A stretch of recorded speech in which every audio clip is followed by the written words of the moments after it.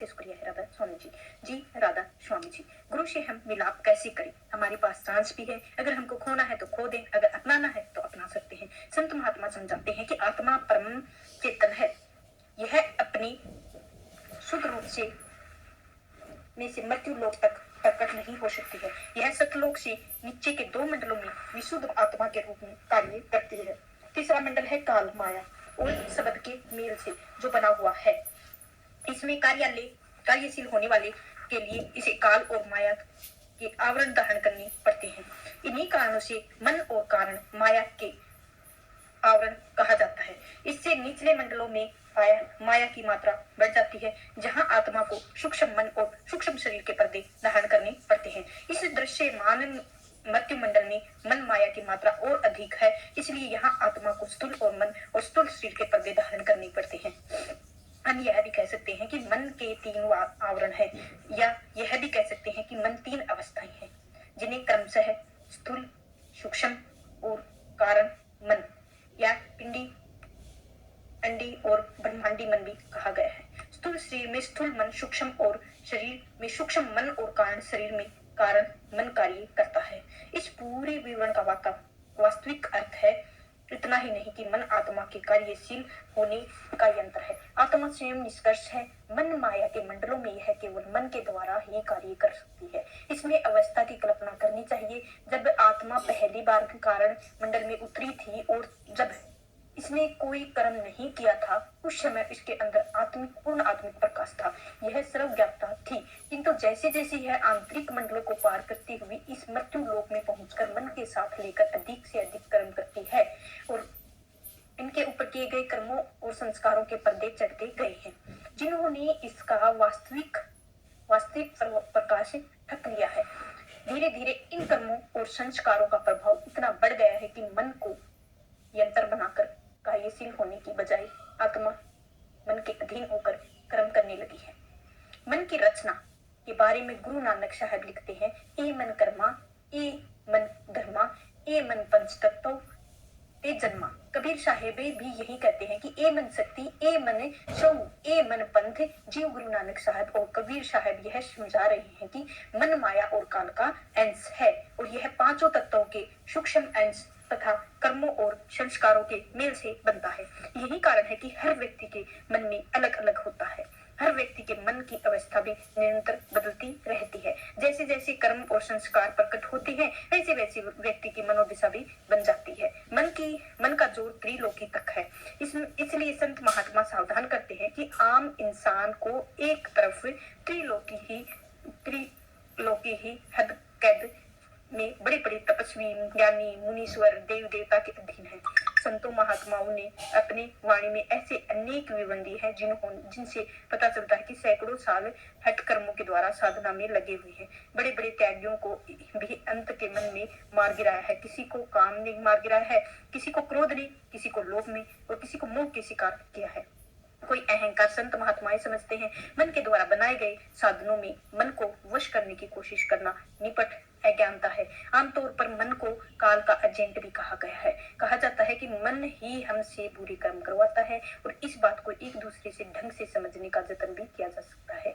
आज हम युग की भाषा में यह कह सकते हैं कि मन एक तरह का कंप्यूटर है। कंप्यूटर अपने आप कुछ नहीं करता है, जो भी कुछ करता है वो मेमोरी के फीड में करता है, यानी डालते हैं वो करता है।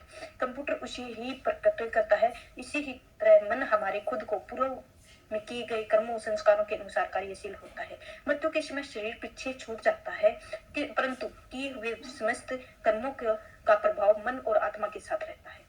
अगला जन्म शरीर में बदल जाता है, किंतु मन और आत्मा सब पूर्व संस्कारों के अधीन पुण्य कर्म करते रहते हैं। संतों महात्माओं के मन को नीच और पापी, हिंसक, चोर, लुटेरा, लुम्मड़, गिद्दड़, भेड़िया, चित्ता, शेर, बंदर आदि कहकर पुकारा जाता है। क्योंकि यह हमारे मन के वर्तमान की अवस्था है। इस अवस्था के लिए दोष मन का नहीं है, हमारा है। इसीलिए मन को दोष देने की जगह अपनी चेतना, अपने विवेक और अपने ज्ञान में वृद्धि करनी चाहिए, ताकि हम मन की वास्तविकता को समझते हुए वर्तमान अवस्था में ऊपर उठ सके और आगे के लिए बंधन का कारण बनने वाले कर्मों से बचे।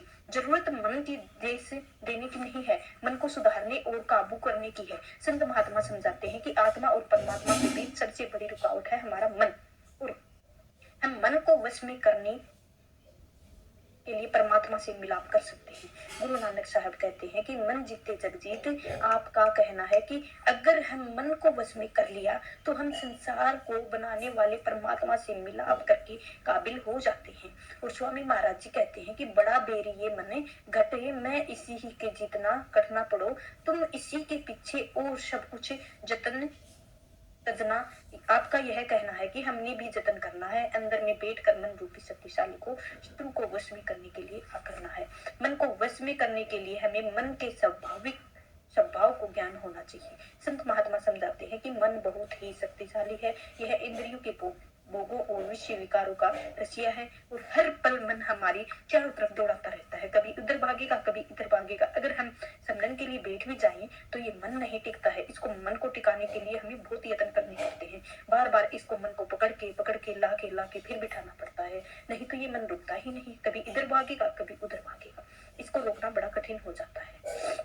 यह कभी एक चीज की तरफ जाता है तो कभी दूसरी तरफ की, मगर कोई भी चीज हमेशा के लिए मन को लेकर खड़ी नहीं हो सकती है। केवल यह वस्तु ही मन को वश में कर सकती है। जो मन से अधिक शक्तिशाली है, उसमें इंद्रियों भोगों से अधिक रस और आनंद हो, और त्याग वैराग जहाँ हट कर्मों के द्वारा मन के द्वारा वो इसके विकार दब जरूर सकते हैं लेकिन जब नहीं कर सकती है, और विषय विकारों के लिए यह खतरनाक हो जाते हैं। और संत महात्मा समझाते हैं कि प्रभु रूप है, प्रभु की तरह शक्ति रूप, ज्ञान रूप और अनंत रूप से है। नाम वह अमृत है जिसे पीकर मन के जन्मों जन्मों की तृष्णाएं शांत हो जाती हैं। गुरु रामदास जी कहते हैं कि नाम मिले मन तृप्ते, बिन नाम में त्रिज्वास। गुरु नानक देव जी कहते हैं कि राम नाम मन दिया, अवर ना करी विचार, शब्द सूरत सुख उपजे, प्रभु रातों सुख सार। आप समझाते हैं कि मन में जब भी तृप्तियां और शांति आएंगी, नाम के द्वारा आएंगी। जब भी मन में वश आएगा, उसमें आएगा और नाम के द्वारा आएगा, इससे अपनी सच्चे सुख की प्राप्ति होगी। इससे जब भी सुख की प्राप्ति होगी, नाम के द्वारा होगी। शब्द या नाम की कमाई के बिना मन और इसके विकारों को वश में करने का ना कोई साधन है और ना ही पैदा हुआ है, ना ही हो सकता है। इसीलिए दृढ़ निश्चय करके प्रेम भरोसे से सतगुरु के उपदेश के मुताबिक भजन सिमरन के द्वारा मन को आंखों के पीछे मध्य को एकाग्र करके शब्द में लीन करना चाहिए। जैसे जैसे मन को शब्द का अद्भुत रस और आनंद मिलेगा, उसकी मिलनता दूर होती जाएगी, पूर्व में किए हुए कर्मों का नाश होता जाएगा, मन की अवस्था में जबरदस्त इंकलाब आ जाएगा। कबीर साहिब कहते हैं कि पहले यह मन काग था और करता जीवन का घात, अब तो मन हंसा भैया मोती चुगक खाते। अब मन की हालत बयान करते हैं कि इन इंद्रियों के वश में होकर ऊपर से नीचे और अंदर की से बाहर बेहासा विषय विकारों की ओर दौड़ता है। वही मन बाहर से अंदर और नीचे से ऊपर जाकर नाम और शब्द के मोती चुगने में आनंद महसूस करता है। जो मन आज हमारे अंदर जाकर नाम से जुड़ने में सबसे बड़ी रुकावट है और हमारा सबसे बड़ा शत्रु है, वह अंतर में शब्द का रस चख लेने के बाद हमारा सबसे बड़ा मित्र मददगार बन जाता है। बड़े जोर से बार बार आत्मा को अंतर में शब्द की ओर खींचता है। यह गुरु नानक साहब के शब्द हैं और इन्हें अच्छे से प्रकट किया है, मन को वश में किया है और मन को वश में करते हुए समझाया है। अगर ये बन जाए तो अपना सबसे बड़ा मित्र है और मन है। राधा स्वामी जी महाराज कहते हैं कि राधा स्वामी कहत सुनाए, मन बेरी को मीत करे अपने मन को सुधारने की और दुश्मनी को दोस्ती में बदलने का उपदेश दिया है, क्योंकि बिगड़े मन से बुरा कोई दुश्मन नहीं है और नाम की कमाई के द्वारा हमारे सुधरे मन को बढ़कर कोई दोस्त नहीं है। आगे आप फरमाते हैं कि बिन गुण काम न आवे ठेरी खनक, कि अगर हम गुरु के गुण के कुछ फायदे नहीं उठाएंगे तो तन भी एक दिन खाक हो जाना है, हमारे हाथ में कुछ नहीं आएगा। दूसरी कड़ी में समझाया है कि गुरु नानक फरमाते हैं कि मेरे मन ले लाहा करे जागरूक नाम सलाहिए को नींव पाई, और नींव मतलब है बुझ गई और पाई का मतलब है आग। अब गुरु नानक साहब मन की हालत बयान करते हैं कि ये बाद में हमें की तरफ आते हैं और आप सबसे पहले कहते हैं कि मेरे मन ले लहा, आप अपने मन को बोल रहे हो इस वक्त, अपने आप चांस है, मौका है, चांस को आप मत गवाओ। अब जिम्मे क्या है, संतों महात्माओं ने अपनी अपनी वाणी में आपा भाव में मेरी खुद द्वैत अहम भ्रम अज्ञानता को आदि को समान अर्थों में प्रयोग करते हुए आत्मा को परमात्मा से दूर रखने का मूल कारण माना है। गुरु अर्जुन देव जी कहते हैं कि अंतर अलख ना जाई, लखिया विच पर्दा हुई हमें पाई। परमात्मा हमारे अंदर में है, लेकिन हमारी आत्मा और परमात्मा के बीच में वो पर्दा है, जिस कारण वह हमें दिखाई नहीं देता है। वह और अहंकार में सूक्ष्म सा भेद है। अहंकार अपनी बड़ाई का भाव है। मैं रचना को अपने अधीन चलाने और बात में अपनी मर्जी लागू करने में भाव स्वरूप छिपा होता है। गुरु नानक साहब जी कहते हैं, हो विच मूर्ख हो विच सियाना, मुख्य मुक्ति का सार ना जाना। आप समझाते हैं कि संसार के सब जीव हमें का शिकार हैं। हमें के कारण वे आगन में चक्कर लगाते रहते हैं, आते और जाते रहते हैं। मन के कारण ही हम यहाँ से चक्कर लगाने में काम करते हैं। बिना हो त्याग के सच्ची मुक्ति की प्राप्ति असंभव है। गुरु अंगद साहब कहते हैं कि होमी में है अहो एहो हुक्म है और पाइये करी कीर्ति फिराहे, वो हमें हुक्म के द्वारा पैदा हुई है। यह सृष्टि के संचालन का अभिन्न अंग है। गहराई से सोचा जाए तो काम क्रोध लोभ मोह अहंकार सब में से जन्म ही लेते हैं और कारण जीव अपना विस्तार करते हैं, अपनी नई रचना पैदा करना चाहता है। यह काम है होने के कारण वह किसी दूसरे की हस्ती को सना नहीं सकता। यह अपने क्रोध और होने के कारण ही सब कुछ अपनी लपेट में लेना चाहता है। यह लोभ है होने के कारण, जिसे वह अपना समझता है और उसको खो देने के कारण दुखी होता है। यह मोह के कारण अपने आप को बड़ा ही श्रेष्ठ समझता है।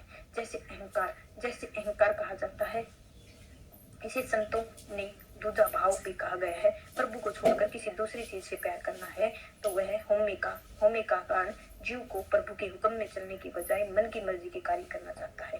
वह चाहता है कि कर्म अपनी मर्जी से करे और उसे फल भी अपनी मर्जी से प्राप्त हो। दूसरे शब्दों में वह रचना के संचालन के लिए प्रभु के द्वारा बनाए गए नियमों से मुक्त होना चाहता है। यह होमे इसी तरह वह प्रभु के द्वारा अपने साथ मिलाप के लिए बनाए गए साधन या मार्ग की बजाय वह मन की मर्जी के साधन के मार्ग के द्वारा प्रभु से मिलाप करना चाहता है।